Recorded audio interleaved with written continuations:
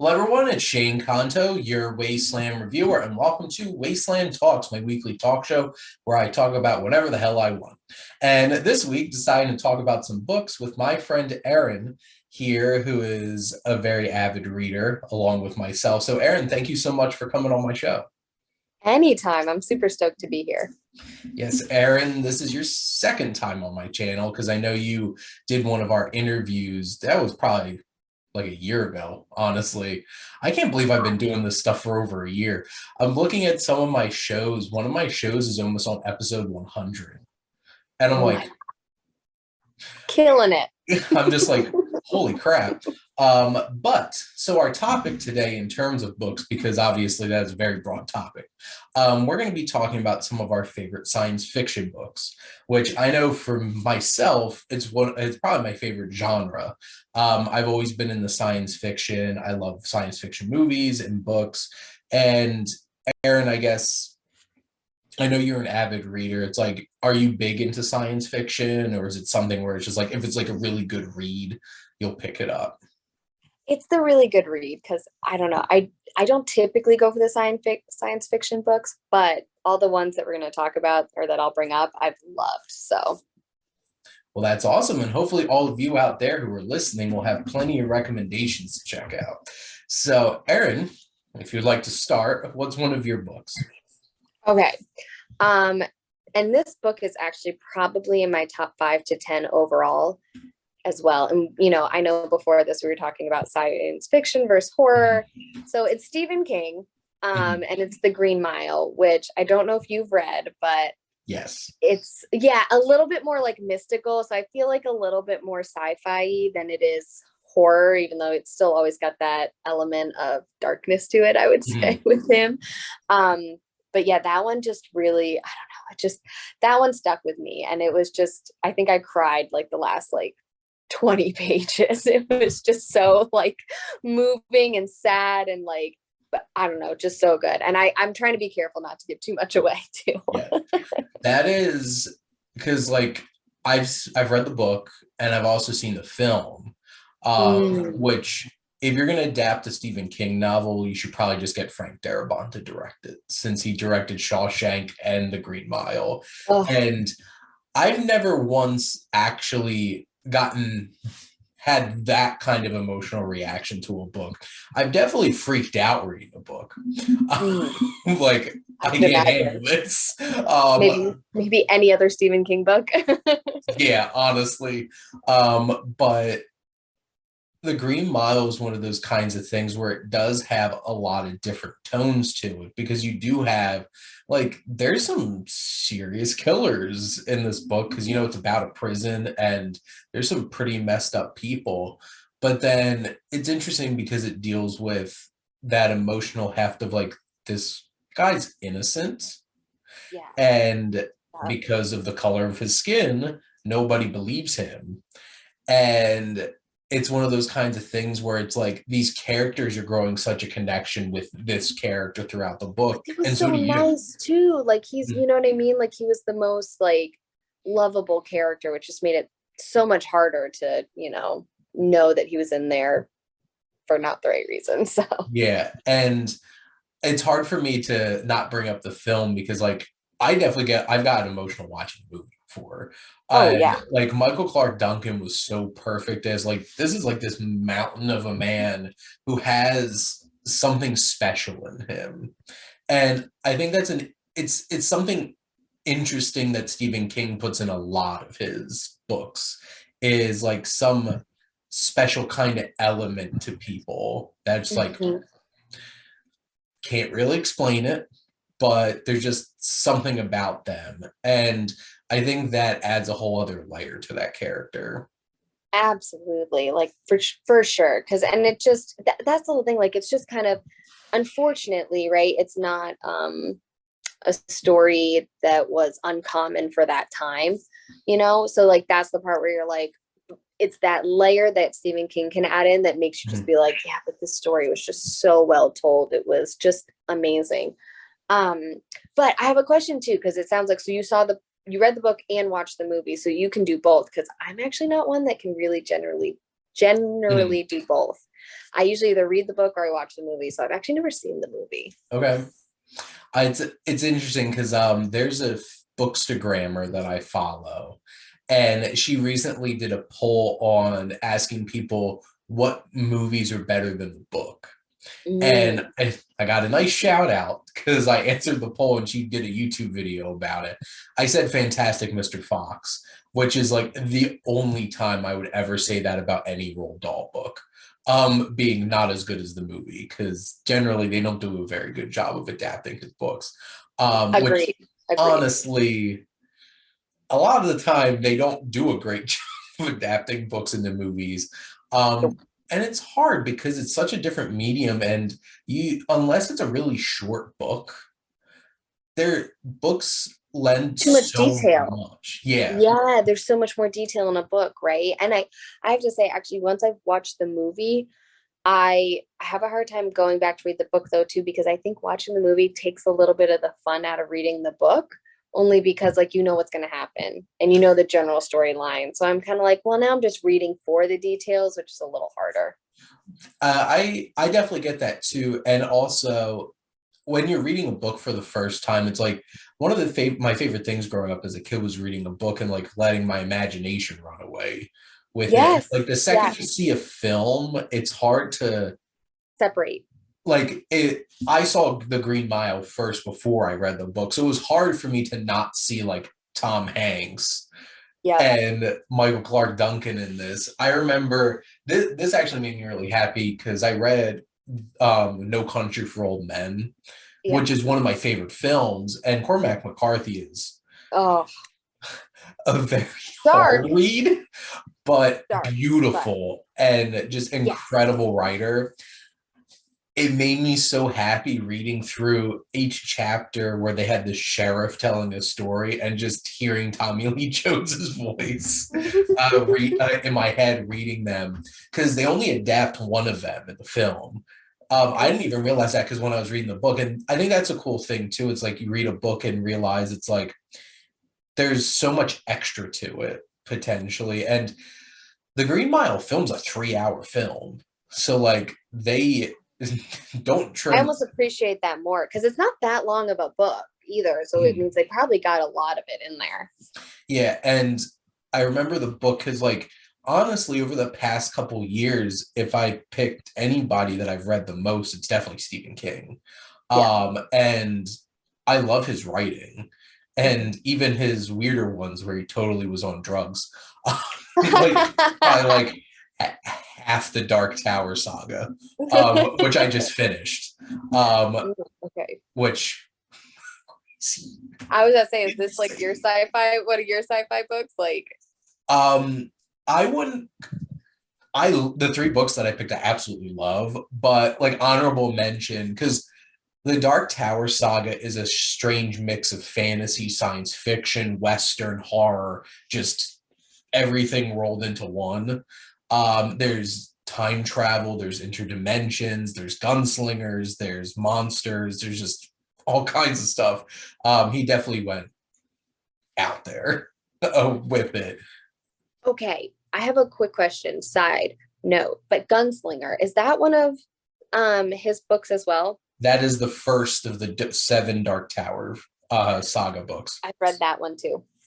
That one, it's interesting because it's like 200 something pages. It's streamlined and has one of my favorite intros to any book ever. Like the first line, and then the last book's in paperback is 1,045 pages. Oh my god. So they just progressively just kept growing. Follows the Harry Potter, you know, like each book just gets wider and wider. But yes, I like Green Mile's a great pick. I would definitely recommend that. Also, if you're getting into Stephen King, might be an easier one to ease a little bit into, because and I would say especially if you're hesitant with the horror, because it's a tough story, but it's not like gory or anything. It's not like Pet Sematary, which I read recently. I'm just like so much scarier than the movie. I'm just like, oh my god, god, didn't do that justice. Now, I grabbed my books because I have them up here in my room with me. So my first one is, and I have this beautiful leather-bound collection of The Hitchhiker's Guide to the Galaxy. Oh, So okay. I love these books, and specifically the first one so much because not only is it great science fiction, but I don't think I've laughed as hard reading a Mm. book when I read Hitchhiker's Guide to the Galaxy for the first time. Like Douglas Adams is hilarious, and it's dry, it's biting, it's very British because it's a very British book, and it has a very dry sense of humor about it. Have you ever read any of the Hitchhiker's Guide? No, The but I'm loving everything you're saying because the fact that like I always feel, to be honest with you, the sci-fi and funny you don't find a lot. So the fact that you're saying no, it's hilarious, I'm kind of like, ooh, I like that. it's so weird too. So like the basic idea of this story is there's a man, just living on planet Earth, and one of his friends is like, "Hey, I'm an alien. We have to get off this rock because they're going to destroy Earth. They're going to destroy Earth for intergalactic highway." And Okay. because we're primitive and haven't gone out in space, we never went to the office to look at the documents giving us notice that we had time to get off the planet. So it's like that kind of thing. There's very few media as well that lampoon bureaucracy as well as Hitchhiker's Guide to the Galaxy as well. I love all it feels like it just, mocking bureaucracy. I'm like, I love all of this. And there's such a collection of characters. There's one who is kind of like an obnoxious con artist turned leader who has multiple faces. And there's a depressed robot who might be one of the funniest characters I think I've ever read in a book. And for the record, they got Alan Rickman to voice him in the movie. Very nice. Yeah. And that's one of the things after I've watched the movie, I'm like, I can't unhear Alan. This depressed robot, which is Ooh, honestly the perfect voice, though. okay, so with this one, did you do movie or book first? I read the book first, actually. Okay. Going back, though, now I can't unhear it. But I read all of these, and like, I enjoy the film a lot, but this is a hard book to adapt. Mm. Because it's so weird and so out there. And there's tons of interludes to the actual Hitchhiker's Guide to the Galaxy, which is an in-universe book telling Okay. you how to navigate the galaxy. Like there's just interludes of like, hey, here's an alien species. This is how you could interact with them. This is how you could beat them. And then it cuts back, and then that goes right into the narrative of the story. And so it's like these weird, strange cutoffs. There's a it's basically like we didn't realize that dolphins were so much smarter than us and from other planets. And basically what they said was goodbye and thank you for all the fish. Um, as they get the hell off Earth and we all die. Um, but then it's like this random regular Joe getting swept off into this crazy space adventure. And it's just so much fun. And there's what, four sequels and Oh, a really? side story. Yeah, because it's Hitchhiker's Guide to the Galaxy, the restaurant at the end of the universe, life, the universe, and everything. So long, and thanks for all the fish, and mostly harmless. So it's like even the titles are fun. I appreciate all the titles. Like those were fantastic. And what I've heard is there's an actual BBC performance of this, like radio performance of this, that is absolutely hilarious. So like at some point, like I have to sit down and actually listen to it. I feel like most things that the BBC really produces is pretty spot on. So as Which is soon as you said that, I was like, yeah, it's gonna be good. which is why all the streaming services just rip them off. Yeah, yeah, It's nailed like it. this is an HBO original series. Is it though? Like you Mm, might be distributing it here, but I'm pretty sure this is from the BBC. Peaky Blinders. It's like Netflix original series, only in America. Because I BBC got it like months before us. yeah. I was trying to avoid spoilers for this most recent season because when it started airing in England, they were like posting about it each week. I'm like, nope, stop this. I don't want to This read is it. why 110% always helps to have no social media, because I still haven't watched the 6th season and I'm like dying to, but it's one of those ones I kind of need the time because I'm just gonna sit down and binge. Yeah, and it's 6 dense episodes of television. That's the whole thing too. Like they are very like, I mean, even the other seasons, they're just very much like one thing after another, after another, after another. And I'm like, I'm emotionally all over the place here. And in general, I love British stuff. So like Yes. this is right up my alley. And honestly, this is not the only British novel that I have here. But I'll get to that a little bit. But Erin, what's your second one? Okay, my second one, it's like most people may have already read this one, but it's young adult and it's like the Divergent series. Okay. And I did see both, I read the book and the movies on this one. Except I don't think I saw the last movie. If I I don't even remember. know if they released the last movie, to be I honest. just right. They feels like they got like too much, but and I feel like that these are, I don't know. I mean, they're like young adults. I feel like they're like a little bit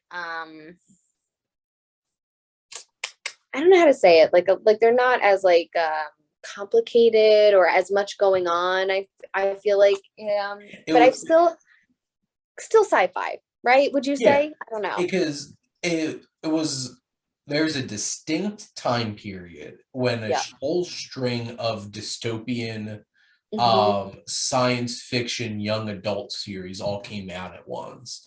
I Yes. never got into Divergent, but I did read Hunger Games, and Okay, I I like did that one read too. them before the movies. Yes, Um, same. and I read the first couple of Maze Runner books. I think Oh, I fell off, and I've never actually watched any of the movies. But like I was really into that. I'm like, this is crazy. But it definitely was like there's a very specific time period when all of that just came like flooding into like pop culture at the same time.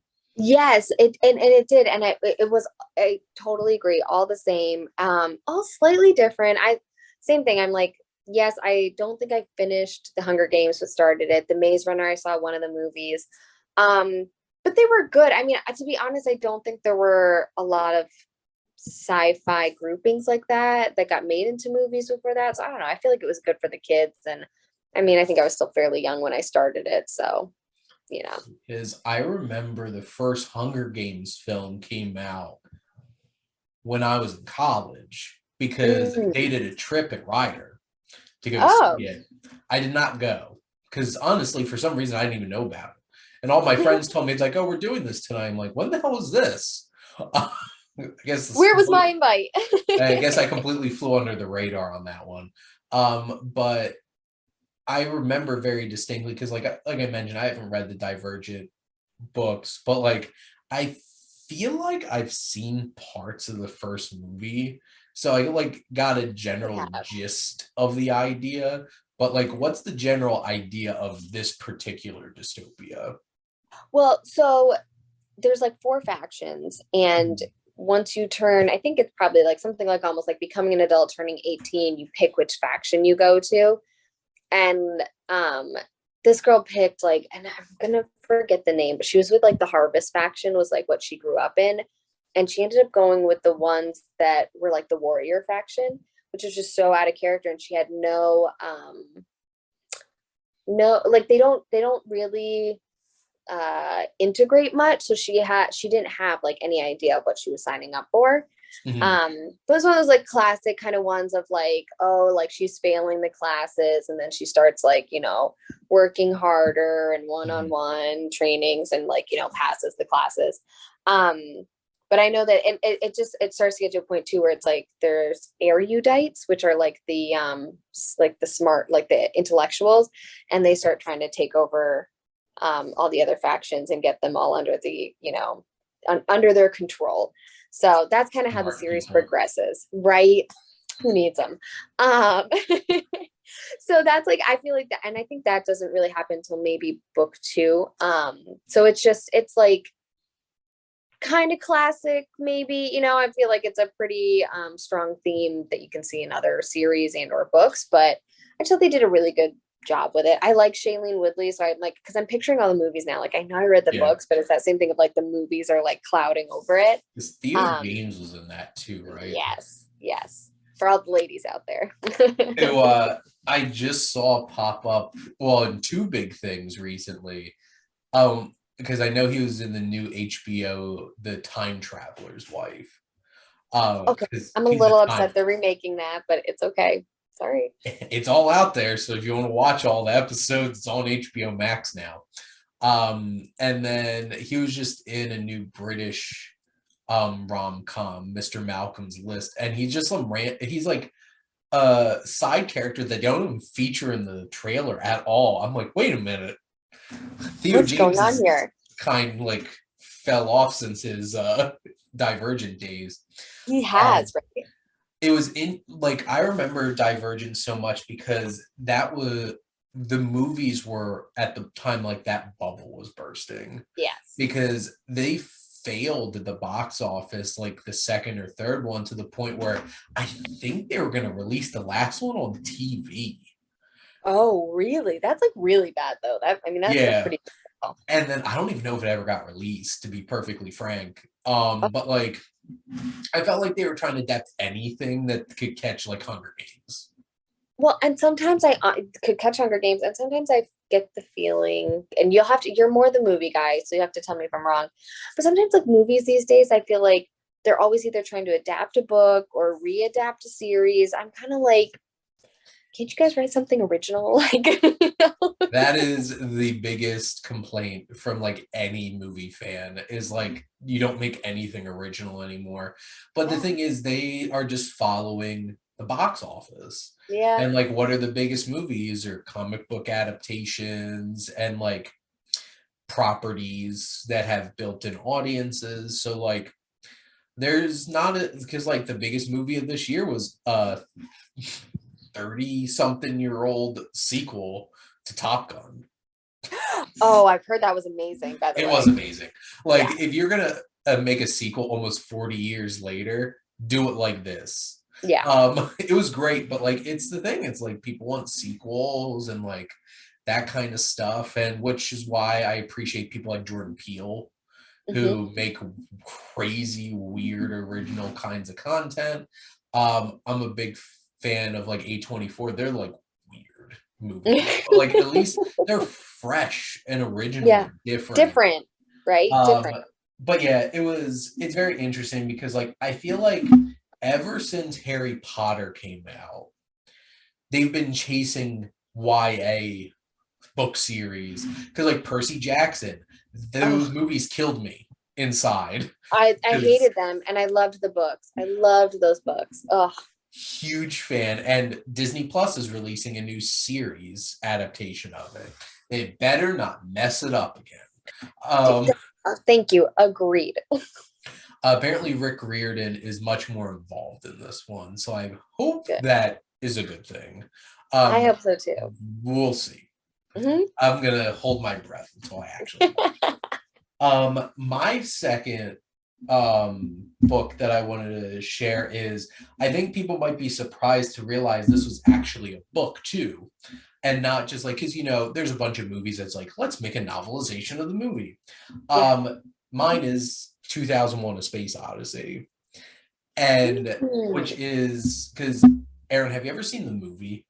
No, but but it's not called the movie though. Just like, is it just called Space Odyssey? It's not called Well, 2001. it is Is it? 2001: A Space Odyssey. Hmm. Um, and the book and the film were written at the same time, and they Okay. were written by two people together, both of them. It's interesting because the screenplay is credited to Stanley Kubrick, who directed the film, and Arthur C. Clarke, but Stanley Kubrick's name got left off the book. Well, Awkward. So awkward. So it's just an Arthur C. Clarke, and Arthur C. Clarke is a legendary science fiction writer who honestly had predicted real life technology because like he predicted radar, he predicted a whole bunch of stuff. Even in the movie 2001: A Space Odyssey, they have tablets. And That's interesting. they cited the movie in a Samsung Apple case to prove that Apple did not invent the tablet. Oh no. So Arthur C. Clarke was that big with technology, and he's a big technical writer because like him, Michael Crichton were both like their books are very technical and when they deal with actual technology. But what's interesting is the film 2001: A Space Odyssey is extremely abstract. It's like 30 something minutes before there's any dialogue in it. Did you like that? It is my third favorite movie ever. I'm a huge fan It just of science sounds fiction. strange. It is, and it's not the kind of movie where like, oh my god, you have to watch this. Unless you're like really into film, I don't think it's really going to be the movie for most people. And it has 3 parts to it, and the book does too. And only one of them is even close to being like mainstream accessible. And it's the middle part where HAL 9000, one of the greatest villains in cinematic history, which is an AI system, starts to murder a bunch of astronauts. Oh, good. Because he thinks they're getting in the way of his mission. Okay. It's terrifying. But this book is a lot less abstract. Arthur C. Clarke explains a lot more. So where if you watch the film, you can interpret it in so many different ways. The book is a lot more like, you know what's going on, kind of thing. And I think it benefited me and helped me get a better sense of the film by reading the book. Because like I actually got what the last 20 minutes of the movie meant, which honestly, if you watch it for the first time, you're just like, what the F did I just watch? I remember my friend Ed walked in right at the moment where the film's taking a turn into its last part. And I was watching this my freshman year of college. And he just walks in, he's just like staring at the screen because they go into a wormhole. Oh, jeez. And it is the most psychedelic, weird, crazy, abstract representation of what a wormhole could possibly be, because obviously no human being has actually been in a wormhole. But as far as we know, that is very fair. Sure, it is a crazy ride. At least portrayed that way in 2001: Space Odyssey. But anyone can let us know if they have any more details. Put it in the comments or send a sign, because at some point, if you've been through one, maybe you're an interdimensional being now, because that's what happens. This is such an incredible science fiction journey. So like if you're really into science fiction and like hard science fiction, it's an interesting read. And I don't think most people realize it, but there's 3 sequels. The books. And I don't think most people realize there's a sequel movie, 2010, the year we made contact, which is not from Stanley Kubrick. And I've seen it, and I think it's a really good movie. But I was about to say, does it hold a candle to the first one, especially if it's not written by the same people? No. But like Arthur C. Clarke wrote all 4 books because it's 2001, 2010, 2051, and 3001, The Last Odyssey. Okay. So like it's an interesting journey that you go on, getting a better understanding of the universe and what greater powers might be out there.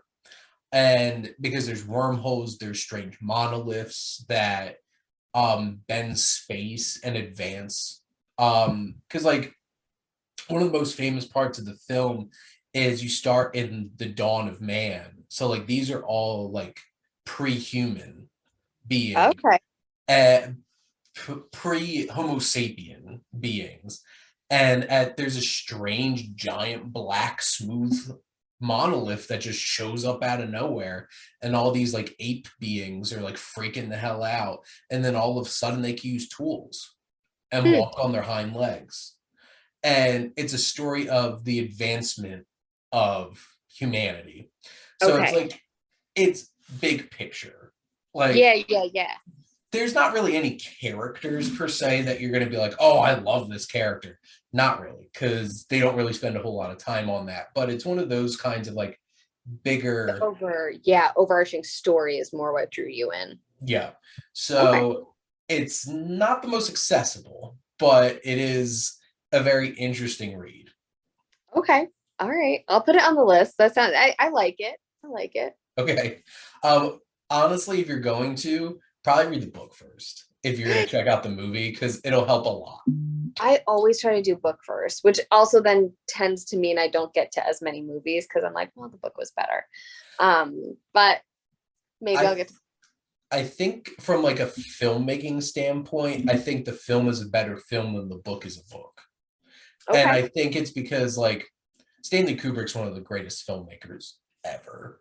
And he has a very specific way of adapting. Like, he's the one who made The Shining and basically was like, Stephen King, I don't give a crap what you have to say. I'm making my own movie.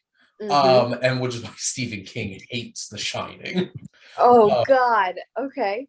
so Stanley Kubrick adapted a lot of books. He's the one who adapted A Clockwork Orange, which that honestly is a lot closer to the book than I ever imagined that it would have been when I read it. The book's a hard read because It is. like the whole entire thing's in a different language, Yeah. realistically. Yeah. Oh my gosh, I forgot about that part, but I also just like some of the scenes are pretty tough and everything. I remember the movie, I can't remember, they might have shown it to us in like my high school class. And I was That's like, a that's an interesting choice aggressive. from high school. Well, we read the book, so I was like, ooh, okay. You definitely had to sign off one of those permission slips on that one. Yeah, a little waiver on that one. Pretty messed up. But Aaron, what's your last one? Okay. So my last one is a Dean Koontz book. I don't know if you've Okay. ever heard of it. Yeah. So I get it's almost like similar size and story length to The Green Mile. And I had to go back and remember the title. It's just so bad. I think it's The Twilight. And it's actually, in my opinion, kind of a similar storyline as well. There's a guy in there with mystical powers. It's not as dark a story, like he's not in jail or anything, but he's constantly having to hide these powers from everyone around him. Mhm. Um, and then it's like kind of his journey through figuring out like when and where to use them and other people finding out. So a bit classic, I would say, sometimes in like the mystical sense. I feel like, you know, when you read these mystical stories, it's like, can't let anybody know, and then, you know, somebody inevitably finds out, right? That's good. It's very good. I reckon I always have him in the back of my mind. I've only read one Dean Koontz book, but actually this one I loved so much that I was like, I really have him kind of as like a go-to when I'm ready for another book. I'm like, I kind of want to read another one of his. Yeah, I'm taking a look because I'm trying to think if I've ever read any Dean Koontz. And he's one of those that has produced a lot of books. I definitely recognize his name, Yeah. and it's one of those kinds of things where it's like, I can guarantee you know exactly what I'm talking about when you go into like a bookstore and fiction is categorized by author last name, and then you go in and there's just like a couple authors where there's literally shelves Mm-hmm. of just their books because there's so many of them. Oh, I yeah. definitely recognize his name every time I go into a bookstore. Oh my gosh. Well, and that's Yeah. why it's like that will hopefully help with my comment where I was like, I had to go back and remember what the title was, just because like I've seen so many of his other titles that I start to like superimpose on like the one story I've actually read. Yeah, because I'm looking like Icebound, Soul Survivor, Intensity, The Eyes of Darkness, Big Sky and Darkfall, The House of yeah. Thunder. See, I recognize the cover to TikTok. Like, that looks creepy. Like, And maybe the beginning of TikTok, which is a bit creepy. I don't know. TikTok can get creepy. Um, Just what a rabbit hole. Either way, rabbit holes you go down, right? Yes. So But I'll definitely have to check that out because yeah. that's the thing. I've never like taken a dive into reading any of his books, but it's like you go in, it's like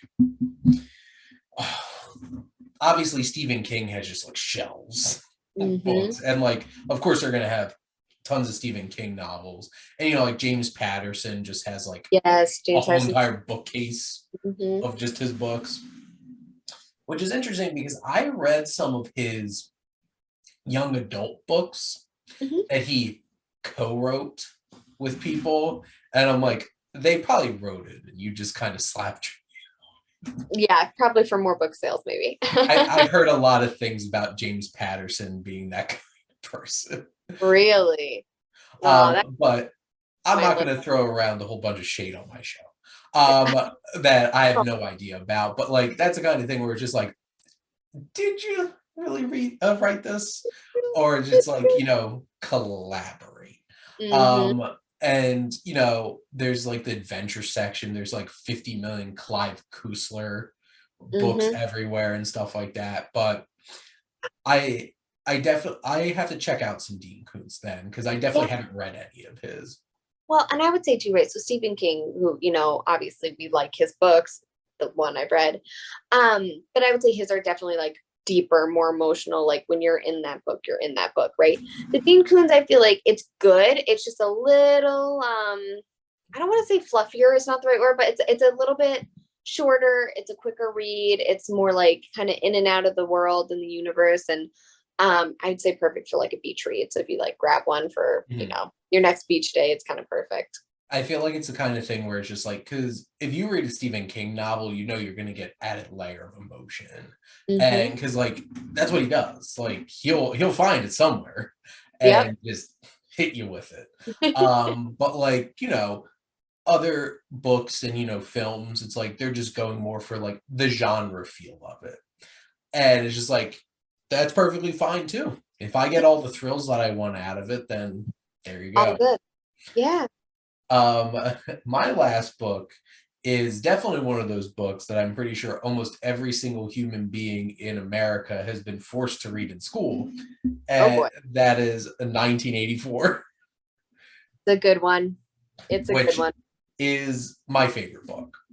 Really? Out of everything. Okay. This is, and speaking, like I mentioned earlier, a British novelist like George Orwell. I'm a huge fan of this and Animal Farm.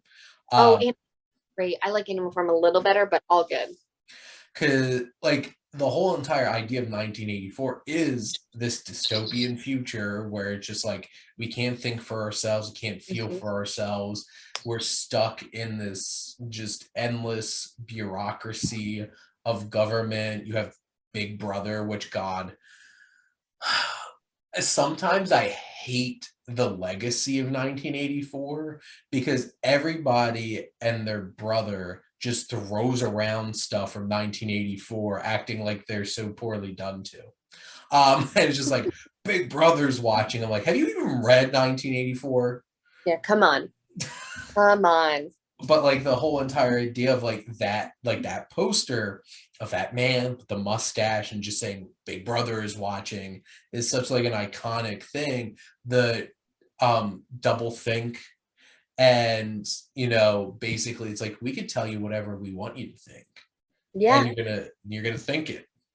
Yeah. And I like Animal. Okay, so and I have a question too, because for you, and you'll have to be very honest. So if you don't like this movie, you have to say so. But whenever I think of 1984, I can't help but think of the movie. I feel like I say it wrong. Gattaca.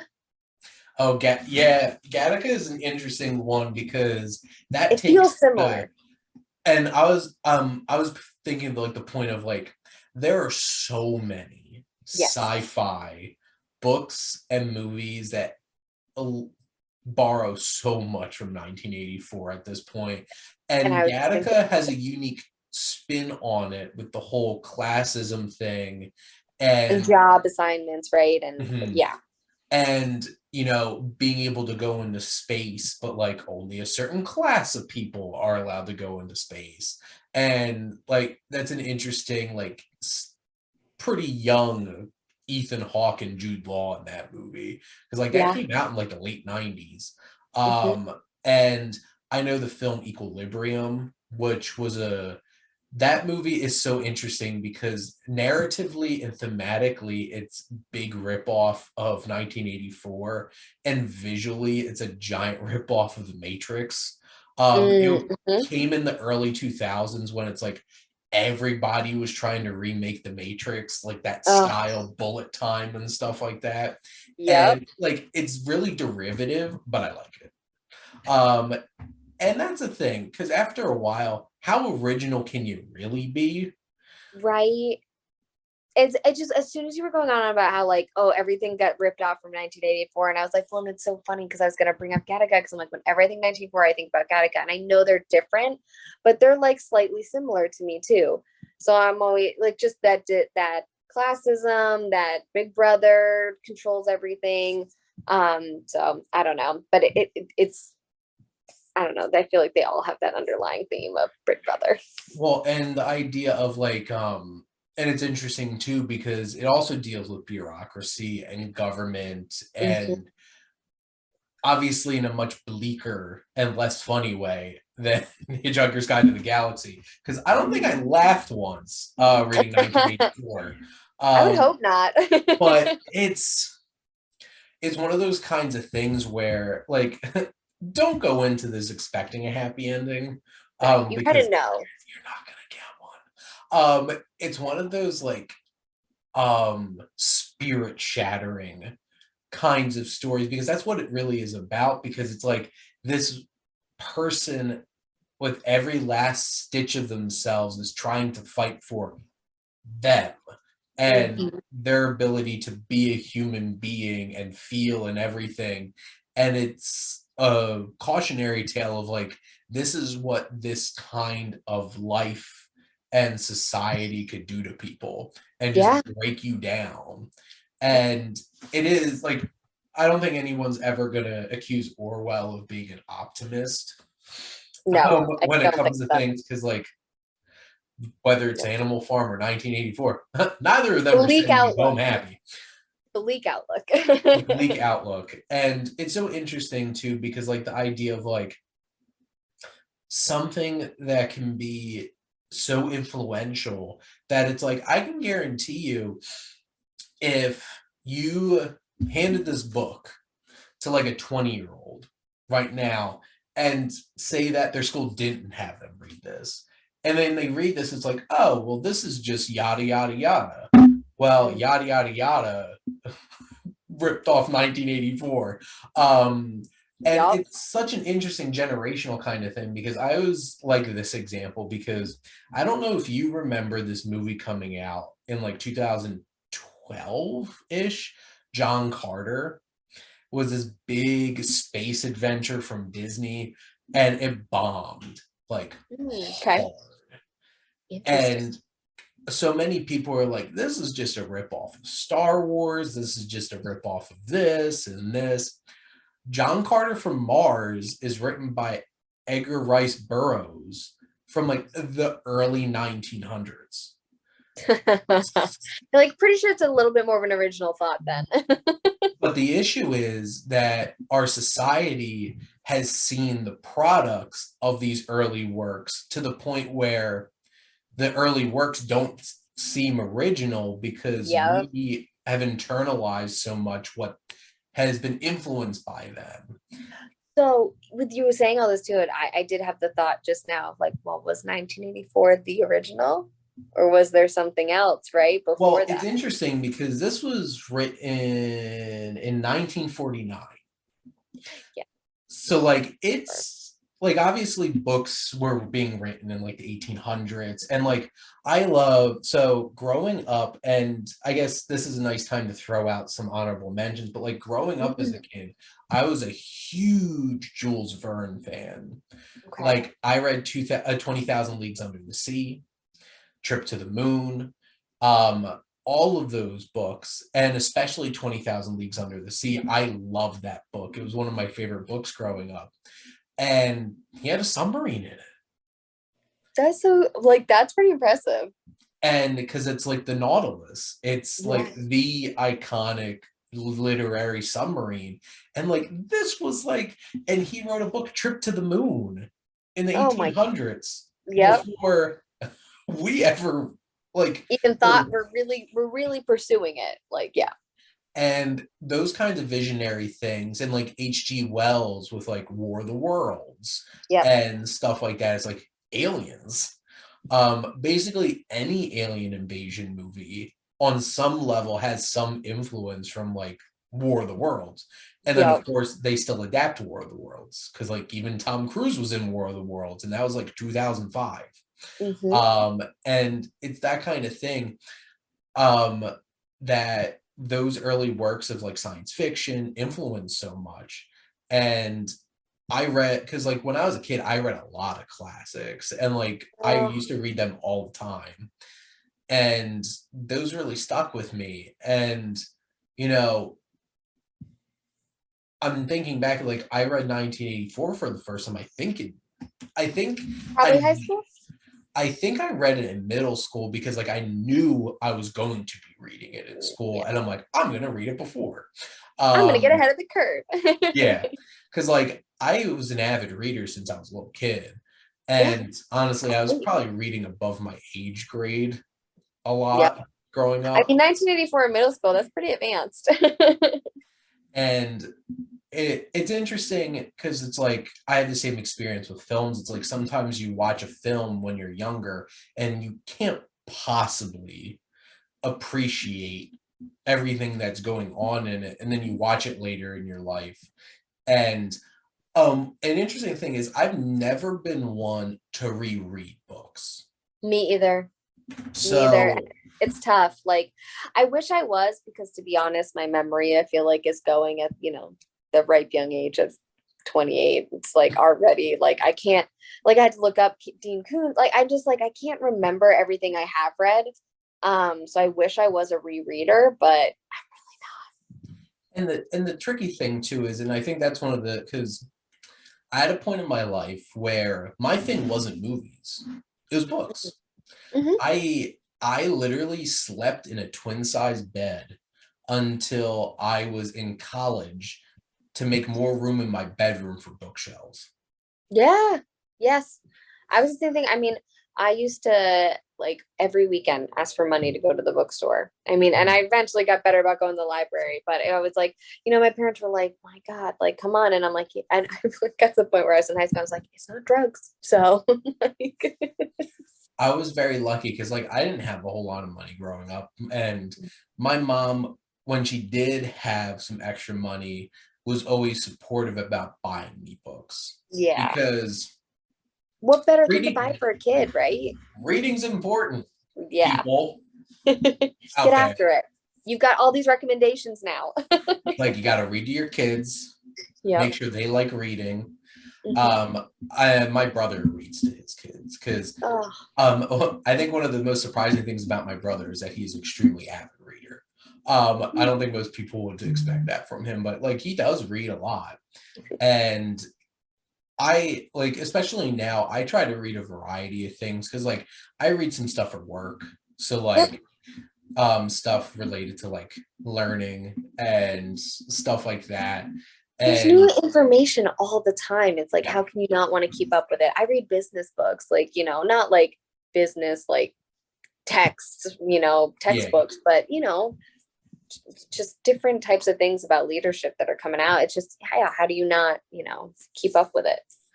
Because like I read for books that I would read for work. I read books related to my other hobbies. Like I read a lot of books about film. I have definitely gotten into a lot of graphic novels too. I read a couple this week.